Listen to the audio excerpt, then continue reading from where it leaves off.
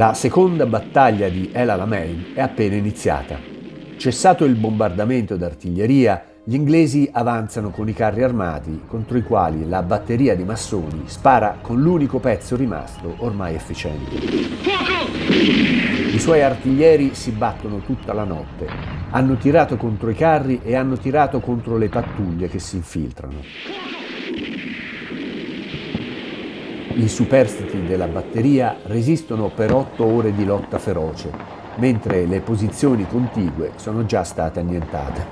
Nel libro Ritorno a El Alamein viene citato con questa frase: «Il comportamento degli artiglieri ai miei ordini durante il combattimento fu superiore a qualsiasi elogio. In ogni circostanza agirono con spirito straordinario, quasi si stessero divertendo. Si dimostrarono anche assai abili in ogni frangente, sia nella manovra del pezzo o in combattimento ravvicinato, sia nel sapersi efficacemente mascherare quando le cose volsero a nostro sfavore». Intorno alle ore 15 del 24 ottobre, 2 carri armati nemici sono a ridosso della postazione italiana e, avendo esaurite le munizioni controcarro, egli dà ordine di ammucchiare le armi individuali vicino al pezzo e di far saltare tutto con l'ultima bottiglia incendiaria rimasta.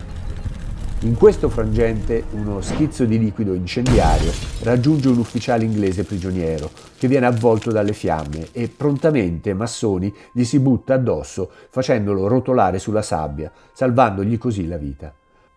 Subito dopo avanza orgogliosamente e risolutamente a piedi, disarmato, senza alzare le mani e senza bandiera bianca, verso i 2 carri armati che si fermano. Da un carro armato scende un ufficiale inglese che gli si fa incontro e, trovatisi di fronte, si scambiano il saluto militare. Ancora nei suoi appunti di guerra annota: ore 15:30, catturato, e in una lettera alla moglie inviata dalla prigionia il 3 novembre 1942 scrive: «I 2 ufficiali inglesi catturati la notte precedente si sono messi sull'attenti e mi hanno salutato militarmente e complimentato per il comportamento valoroso dei soldati che erano con me». Massoni rimane prigioniero di guerra degli inglesi con la matricola numero 355442 per 4 anni, prima in Egitto ad Alessandria e Geneifa e poi nel campo numero 26 a Yol in India, dopo un viaggio via mare di 20 giorni da Suez a Bombay.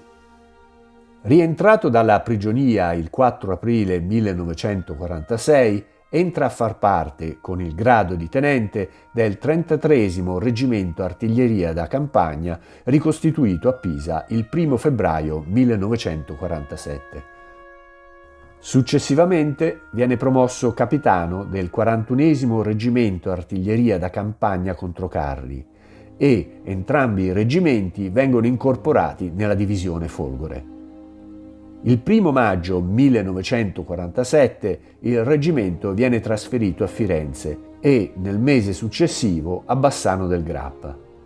Infine, il 1 luglio 1951 viene trasferito a Padova, dove il 10 aprile 1952 viene rinominato 41° Reggimento Artiglieria Pesante Campale. E con questo si trova nuovamente sotto il comando del colonnello Ernesto Boffa, già comandante del 185° Reggimento Artiglieria Paracadutisti Folgore dell'Alamein, il quale ha chiamato a sé alcuni reduci dell'epica battaglia. Dal 12 febbraio 1953 al 15 ottobre 1963, con il grado di capitano prima e di maggiore poi, comanda il nucleo paracadutisti di osservazione e tiro controcosta, in servizio presso la squadra navale della Marina Militare Italiana a Taranto. Qui, dopo essere stato in precedenza decorato con la Croce al Merito di Guerra, il 16 ottobre 1955 gli viene conferita la medaglia d'argento al valor militare. Dopo il periodo di comando di gruppo con il grado di tenente colonnello presso il 6° Reggimento Artiglieria Pesante Campale a Piacenza, dal 1963 al 1966, rientra alla Brigata Paracadutisti Folgore a Livorno, per rimanervi fino al collocamento a riposo con il grado di generale di divisione. Trasferitosi prima a Napoli e poi a Roma, nel 2005 per avvicinarsi ai figli va ad abitare a Piacenza, dove viene a mancare il 12 giugno 2010. Alle esequie è presente il colonnello Stefano Mannino, comandante del 185° Reggimento Paracadutisti Ricognizione Acquisizione Obiettivi Folgore di Livorno, unitamente ad un picchetto dell'8° Reggimento Genio Guastatori Paracadutisti di Legnago e ad uno del 2° Reggimento Genio Pontieri di Piacenza. Ha presenziato anche un picchetto con l'abaro della sezione di Piacenza dell'Associazione Nazionale Paracadutisti d'Italia. Così argomenta, forse esagerando un po', la motivazione della medaglia d'argento al valor militare, nastrino per uniforme ordinaria. Comandante di batteria da 47 mm in caposaldo, cadute ed annientate le posizioni vicine, con un solo pezzo efficiente ed alcuni moschetti automatici infliggeva numerose perdite in uomini e carri armati al nemico che lo accerchiava. Dopo 8 ore di arduo combattimento, esaurite le munizioni anticarro e prevedendo la prossima caduta della posizione, si lanciava con i suoi artiglieri superstiti all'assalto della fanteria nemica, infliggendo con l'azione dei moschetti automatici e con il lancio di bombe a mano ulteriori gravissime perdite al nemico. El Alamein, 24 ottobre 1942.